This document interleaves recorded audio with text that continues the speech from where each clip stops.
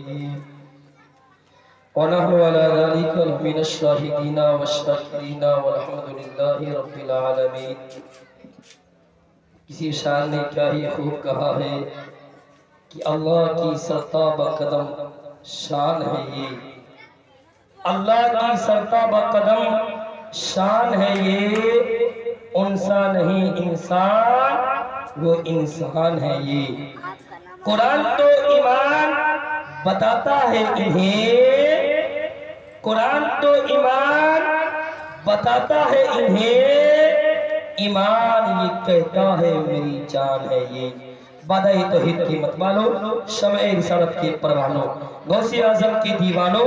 اولیاء امت کے جانثاروں، شہداء ملت کے طلبگاروں، انیس الغرابین، مراد المشتاقین، شفیع المذنبین، اکرم الاولین، جان عالمین، طہ و یاسین، سراج السالکین، شمس العارفین، راحت العاشقین، محبوب رب العالمین، خاتم النبیین، سید المرسلین، بے کسوں کا کس، بے بسوں کا بس، بے سہاروں کا سہارا، یعنی لمبے لمبے ہاتھ سے بھیک دینے والے آقا، یعنی ہم سب کے آقا و مولا حضور تاجدار مدینہ صلی اللہ تعالیٰ علیہ وسلم کی مقدس بارگاہ میں درود و سلام کی ہدیہ پیش کیجئے اور غلامی کا ثبوت دیتے ہوئے سب مل کر ایک بار بابا سے بلند درود شریف پڑھے۔ اللہ رب محمد صلی اللہ علیہ وسلم، نحن عباد محمد صلی اللہ علیہ وسلم، صلاۃ و سلام علیک یا حبیب اللہ یا نبی اللہ صلی اللہ تعالیٰ علیہ وسلم۔ برادر ملت اسلامیہ، میں نے خطبہ مسئلہ کے بعد جس آیت کریمہ کی تلاوت کا شرف حاصل کیا، رب قدیر اپنے کلام پاک میں ارشاد فرماتا ہے قد افلح من تزکا وذکر اسم ربہ فصلی، کہ کامیاب وہ ہوا جس نے پاکیزگی حاصل کی اور اپنے رب کے نام کو یاد کیا اور پھر نماز پڑھی۔ جو لوگ گھر میں بیٹھے ہیں، جو لوگ اپنے دروازے پر سے سن رہے ہیں، جو لوگ اپنے آنگن سے سن رہے ہیں، ان سے میں پھر سے گزارش کرتا ہوں ادب کے ساتھ کہ میرے بھائی، میرے چچا، میرے دادا، آپ سے گزارش ہے کہ آپ اس باب برکت محفل میں کچھ دیر کے لیے آپ تشریف لائیں۔ آپ اپنے گھر سے سنیں گے، اپنے آنگن سے سنیں گے، اپنے دروازے سے سنیں گے تو آپ کو وہیں تک کا ثواب ملے گا، لیکن میرے دوستوں اور بزرگوں، آپ اگر اس محفل میں آ کر سنیں گے تو سننے کا بھی ثواب ملے گا اور بیٹھنے کا ثواب ملے گا۔ اور ہمارے نبی فرماتے ہیں کہ جہاں پہ اللہ اور اس کے رسول کا ذکر ہوتا ہے وہاں پر رحمتوں کا نزول ہوتا ہے۔ اگر آپ کو رب کی رحمت میں نہانا ہے، رب کی رحمت سے میں بیٹھنا ہے تو آپ کچھ دیر کے لیے اس محفل میں آئے۔ کوئی انسان نہیں جانتا کہ میں کب مروں گا، کب رہوں گا، کوئی نہیں جانتا کہ کس کو کب موت آئے گا۔ میرے دوستوں اور بزرگوں، اس طرح کی محفل کبھی کبھی ملا کرتی ہے۔ آپ تمام حضرات سے گزارش ہے کہ اگر میری آواز سن رہے ہیں تو آپ کچھ دیر کے لیے اس محفل میں تشریف لائے اور ثواب دارین حاصل کریں۔ رب قدیر کلام پاک میں ارشاد فرماتا ہے قد افلح من تزکا وذکر اسم ربہ فصلی، کہ کامیاب وہ ہوا جس نے پاکیزگی حاصل کی اور اپنے رب کے نام کو یاد کیا اور پھر نماز پڑھی۔ کیا کہا؟ میرے دوستوں اور بزرگوں، میں نے جس قرآن کو آپ کے سامنے پیش کر رہا ہوں، جانتے ہیں اسی کام کے لیے انسان اپنے زندگی کو داؤ پر لگا دیتے ہیں۔ ہر انسان کی ایک خواہش ہوتی ہے، ہر انسان کی ایک چاہت ہوتی ہے کہ کون سا کام کروں،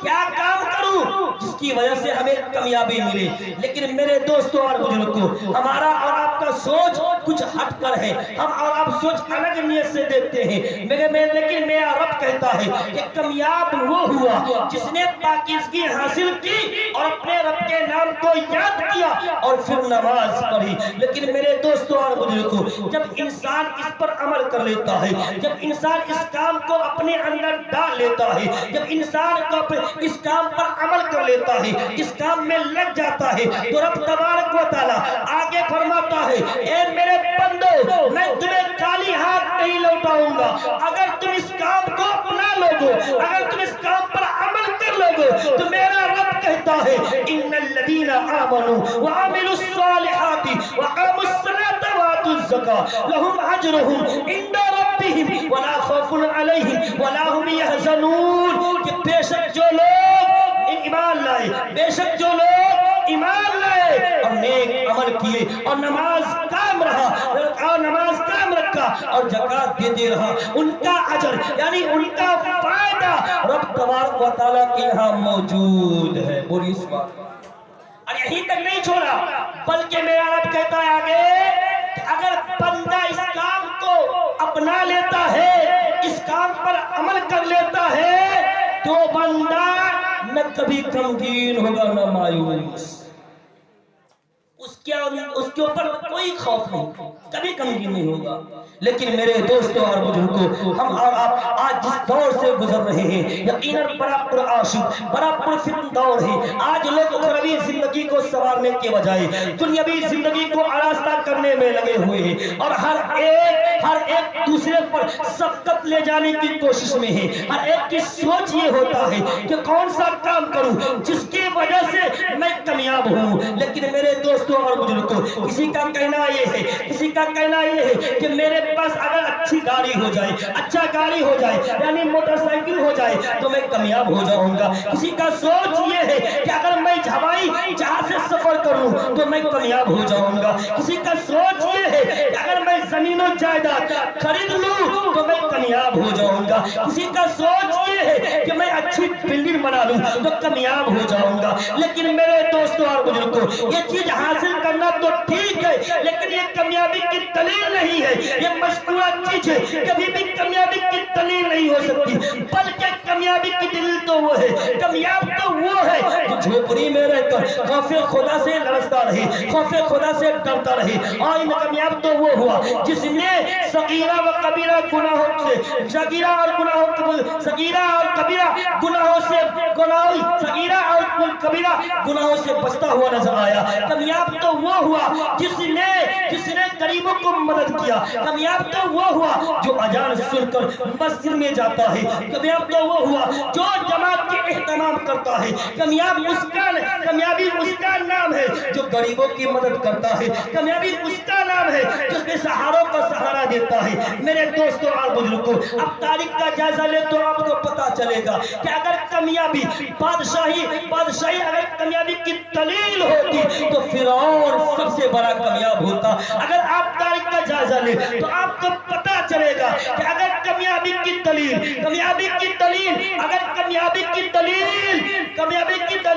اگر روپیہ پیسہ ہوتا تو نمرود سب سے بڑا کامیاب ہوتا۔ اب تاریخ کا جائزہ لیں، دنیا کا سروے کرے تو آپ کو پتا چلے گا کہ اگر کامیابی کی دلیل اگر پیسہ، سونا اور چاندی اکٹھا کرنے کا نام کامیابی ہوتا تو قارون سب سے بڑا کامیاب ہوتا۔ اب تاریخ کا جائزہ لے تو آپ کو پتا چلے گا کہ اگر نرم بستر پر سونا کامیابی کی دلیل ہوتی تو امیہ بن خلف سب سے بڑا کامیاب ہوتا۔ اب تاریخ کا جائزہ لے تو آپ کو پتا چلے گا کہ اگر غرور و گھمنڈ کی بنیاد پر کوئی کامیاب ہو سکتا تھا، اور اب تاریخ کا جائزہ لے تو آپ کو پتا چلے گا کہ ابو جہل سے بڑھ کر دنیا میں کوئی مغرور و متکبر نہیں تھا، مگر خدا گواہ ہے یہ لوگ نہ کہ دنیا والوں کی نظر میں ان لوگوں کی کوئی حیثیت ہے، نہ خدا کی بارگاہ میں ان لوگوں کا کوئی مقام ہے، بلکہ یہ سب کے سب جہنم کے ایندھن پر گئے ہیں اور طرح طرح کے عذاب میں مبتلا ہے۔ یہ لوگ جہنم کے ایسے وادی میں ڈالے جائیں گے جہاں تاریکی ہی تاریکی ہوگی، گرمی ہی گرمی ہوگی۔ لیکن میرے دوستوں اور بزرگوں، یہی حشر ان مسلمانوں کا ہوگا جو اپنی نماز کو جان بوجھ بوجھ کر چھوڑ دیے ہیں اور اپنے نماز کو جان بوجھ کر بھول بیٹھے ہیں اور دنیاوی لذتوں میں آخرت کو بھلا بیٹھے ہیں۔ لیکن میرے دوستوں اور بزرگوں، میں نے جس آیت کریمہ کی تلاوت کا شرف حاصل کیا، رب قدیر فرماتا ہے کہ کامیاب وہ ہوا جس نے پاکیزگی حاصل کی اور اپنے رب کے نام کو یاد کیا اور پھر نماز پڑھی۔ تو آپ کچھ دیر کے لیے اپنے ہاتھ کو سینے پر رکھے اور سوچے کہ کب ہم یہ کام کریں گے، ہم کب پاک رہیں گے، کب ہم نماز پڑھیں گے؟ جب ہمارے اندر علم ہوگا، اور جب ہمارے اندر علم ہوگا تب تو ہم پاک ہونے کا طریقہ جانیں گے۔ جب ہمارے اندر علم ہوگا تب تو ہم نماز پڑھنے کا طریقہ جانیں گے۔ لیکن میرا رب کہتا ہے، ہم اور آپ کس رب کو مانتے ہیں؟ میرا رب کہتا ہے اگر تم کامیاب ہونا چاہتا ہے، اگر تم کامیاب ہونا چاہتا ہے تو قد افلح من تزکا وذکر اسم ربہ فصلی، کہ کامیاب وہ ہوا جس نے پاکیزگی حاصل کی اور اپنے رب کے نام کو یاد کیا اور پھر نماز پڑھی۔ اب کہنے کے مقصد یہ ہے کہ جب اس آیت کو آپ اس آیت کے ترجمہ کو سنیں تو آپ سوچیں کہ میرا رب کہتا ہے کامیاب وہ ہوا جس نے پاکیزگی حاصل کی اور اپنے رب کے نام کو یاد کیا اور پھر نماز پڑھی۔ تو ہم کس طرح پاک ہوں گے؟ یہ طریقہ جاننے کے لیے ہمارے اندر علم ہونا ضروری ہے نا؟ اور خدا کو کس طرح یاد کرے؟ ہمارے اندر اس وقت خوف خدا ہوگا، خدا کا ڈر اس وقت ہوگا جب ہمارے اندر علم دین ہوگا۔ ہم نماز صحیح طریقے سے اس وقت کام کریں گے، اس وقت پڑھیں گے جب ہمارے اندر علم دین ہوگا، ہے کہ نہیں؟ ایک نماز کے لے لیجئے تو آپ کو پتا چلے گا کہ نماز میں اذان سے لے کر سب کے سب عربی زبان میں، لیکن میرے دوستوں اور بزرگوں، عربی زبان نہ ہماری ہے، نہ ہم سمجھتے ہیں، نہ ہم جانتے ہیں میرے دوستوں اور بزرگوں، لیکن نماز کی ہر ادا عربی ہی زبان میں ہے۔ آپ جب عربی زبان پڑھنا جانیں گے تب تو پڑھیں گے۔ اذان سے لے کر دعا تک سب کے سب عربی زبان میں ہونا تو یہ چاہیے تھا کہ جو جس زبان کا جانتا ہے، سمجھتا ہے، وہ اسی زبان میں پڑھ لیتا ہے نا؟ کیونکہ عربی زبان ہماری نہیں ہے، نہ عربی ہم سمجھتے ہیں نہ جانتے ہیں، لیکن پھر بھی نماز کی ہر ادا عربی ہی زبان میں رکھی گئی ہے نا؟ ہونا تو یہ چاہیے تھا کہ جو جس زبان کا جانتا اور سمجھتا ہے وہ اسی زبان میں پڑھ لیتا، لیکن نماز کی ہر ادا عربی ہی زبان میں رکھی گئی۔ آخر وجہ کیا ہے؟ وجہ یہ ہے کہ کسی نے سوال کیا کہ نماز کی ہر ادا عربی ہی زبان میں رکھی گئی، نہ ہم عربی سمجھتے ہیں نہ جانتے ہیں، پھر بھی ہر ادا عربی ہی زبان میں رکھا گیا ہے نا؟ تو جواب دینے والا جواب دے سن، یہ صحیح ہے کہ جب تم خدا کو یاد کرنا چاہو تمہاری مرضی، جس زبان میں یاد کرو کوئی بات نہیں، لیکن 5 وقت اسی زبان میں یاد کرنا ہوگا جس زبان میں میرے آقا نے یاد کیا تھا۔ پوری سبحان اللہ، کیونکہ ہم اور آپ اس نبی کی پیروی کرتے ہیں۔ اب تبارک و تعالیٰ فرماتا ہے اے مجھے یاد کرنے والوں، تمہاری مرضی، تو جس زبان میں یاد کرو کوئی بات نہیں، لیکن 5 وقت اسی زبان میں یاد کرنا ہوگا جس زبان میں میرے آقا نے یاد کیا تھا، جس زبان میں میرے محبوب نے یاد کیا تھا۔ پھر سوال کرنے والا سوال کرتا ہے، ٹھیک ہے نماز اللہ کی عبادت ہے نا؟ تو کسی طرف چہرہ کر کے ادا کی جا سکتی ہے، کوئی بات نہیں، لیکن یہ کیا ضرورت ہے کہ ہم مغرب ہی کی طرف چہرہ کر کے یاد کریں، ہے نا؟ ہونا تو یہ چاہیے تھا کہ خدا کو یاد کرنا، خدا تو ہر جگہ ہے، ہر طرف ہے، کسی طرف چہرہ کر کے یاد کر سکتے ہیں۔ لیکن میرے دوستوں اور بزرگوں، جواب دینے والا جواب دے، سنو کہ تمہاری مرضی جس طرف چہرہ کر کے یاد کرو کوئی بات نہیں، لیکن 5 ٹائم اسی طرف چہرہ کر کے یاد کرنا ہوگا جس طرف میرے محبوب نے کیا تھا، جس طرف میرے آقا نے یاد کیا تھا۔ پھر سوال کرنے والا سوال کرتا ہے، نماز اللہ کی عبادت ہے، کسی بھی حالت میں کسی بھی حیت میں کی جا سکتی ہے، لیکن یہ کیا ضرورت ہے کہ کبھی ہم اٹھے کبھی ہم بیٹھے اگر اللہ ہی کو یاد کرنا ہے